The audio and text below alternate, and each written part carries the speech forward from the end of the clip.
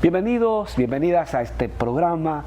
Gracias por el tiempo que se toma para que compartamos estas sencillas reflexiones que, reitero, no pretenden agotar lo que usted recibió allá en su comunidad, ¿verdad?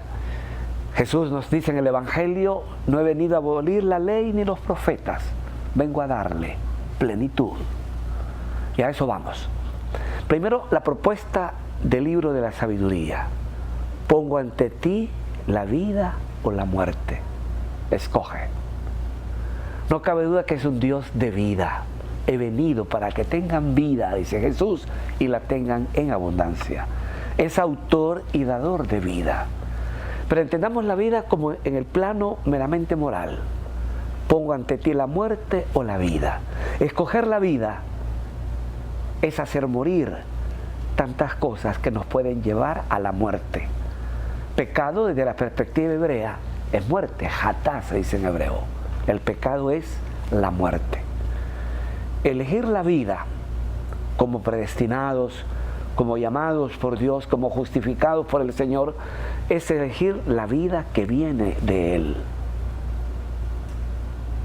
Repito estas palabras: muchas veces se busca la vida donde está la muerte, porque la muerte se disfraza de vida y la vida solo está en Él.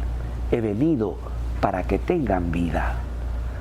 Elegir la vida, por tanto, es hacer morir al pecado, es morir al pecado para vivir para Dios. El pecado es muerte, hatá en hebreo. El pecado es muerte. Recordará cómo Jesús nos va a desglosar un poco y a explicitar los mandamientos. Sabemos que la revelación de Dios es progresiva. Se dijo en el pasado: ama a tu prójimo y odia a tu enemigo. Uno se pregunta: ¿y por qué Yahvé? ¿Por qué Dios dio esta cláusula? Odia a tu enemigo. ¿Cuál era la intención? Blindar a Israel para que no se dejara penetrar por el mundo pagano, cosa que no fue fácil. Tan es así que hay un momento en la historia de la salvación que Israel deja el código de la alianza, o sea, los 10 mandamientos, y adopta el código Hammurabi, el código de Babilonia, la ley del talión, el ojo por ojo y el diente por diente. Cristo el Señor nos va a decir en el Evangelio: se le dijo en el pasado: ama a tu prójimo, odia a tu enemigo. Pero yo les digo: amen a sus enemigos y recen por sus perseguidores. Así serán hijos del Padre Celestial que está en el cielo y que hace llover sobre justos y pecadores y hace salir el sol sobre malos y buenos. Esa es la versión de Lucas. La versión de Mateo era la que escuchábamos ayer. Se les dijo no matar, pero a todo aquel que se enoja contra su hermano merece un juicio. Aquel que le dice a su hermano imbécil, estúpido, merece el infierno. Es interesante porque no solamente la muerte física, hay muerte moral. Cuando yo le mato la moral a una persona, se la podemos matar a un hijo. Papá, mamá, ¿cuántas veces le has dicho a tu niño no seas imbécil? Es matarle la moral, es matarle la esperanza. Y de repente le dice esa expresión por una propuesta de repente difícil de realizar, ¿verdad? Y le va a decir: eso es un estúpido, porque de repente no comprende algo. Son palabras que le hacen bajar la autoestima a una persona. Uno se siente como defraudado tantas veces, ¿sí? Pero es interesante, la muerte moral. No llames a tu hermano imbécil. Mira el lenguaje que utiliza nuestra gente hoy. Hey, Perry. Viene de perro, no, la palabra viene de perro, pero como una expresión de cariño. Creo que a veces estas desviaciones del lenguaje, estas creatividades en el lenguaje, no necesariamente son formativas, deforman el sentido muchas veces. Hola Perris, ¿cómo estás? No lo veo normal. ¿O qué onda? Expresiones de ese tipo es un lenguaje bastante bajo, bastante bajo. Pues bien, no vine a abolir, sino a darle plenitud. Se le dijo: no cometerán adulterio. Todo aquel que vea a una mujer deseándola comete adulterio. Póngalo en femenino. Toda aquella que vea a un hombre comprometido deseándolo, comete también adulterio. Todo aquel que ve pornografía comete adulterio. Porque se va a un escenario que no es el escenario de su lecho matrimonial, para nada. Se traslada a otro espacio. ¿Y qué dice el texto? No desearás la mujer ajena, no desearás la mujer de tu prójimo. ¿Sí?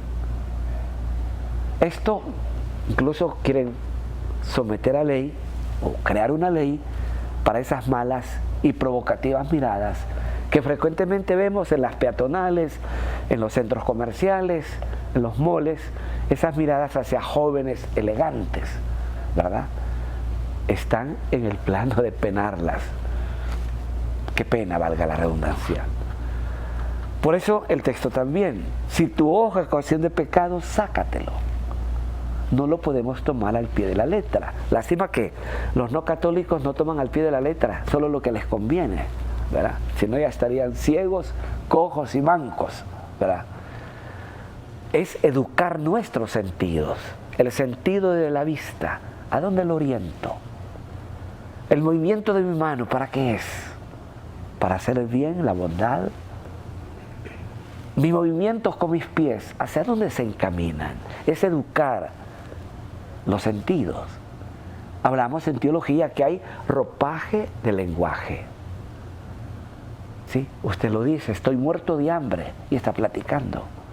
Estoy muerto de sed y está platicando.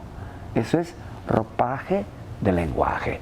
O las que dicen, ese pastel estaba de muerte lenta, por decir que estaba sabroso. Ese ropaje lo utiliza también la Biblia. Si tu mano es ocasión de pecado, córtetala. Mejor entrar al reino entero,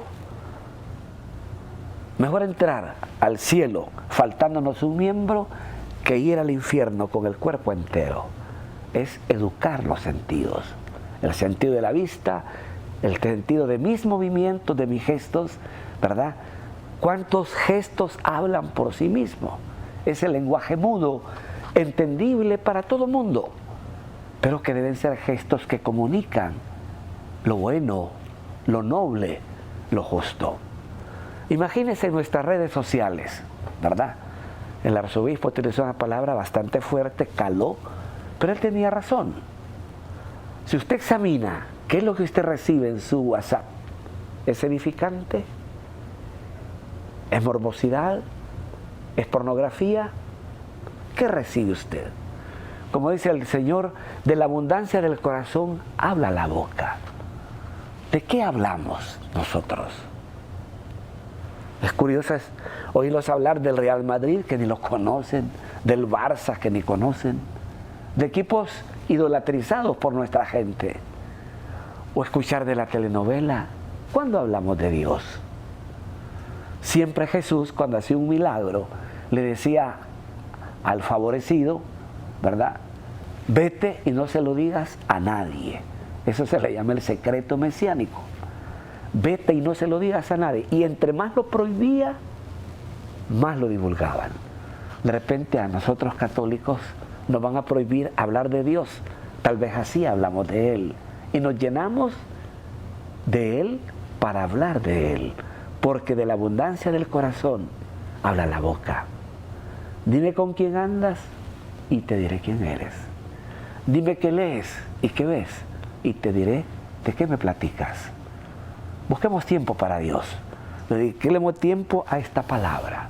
No solo de pan vive el hombre, sino de toda palabra que sale de la boca de Dios. Que así sea, que Dios le bendiga, que Dios haga próspera la obra de sus manos.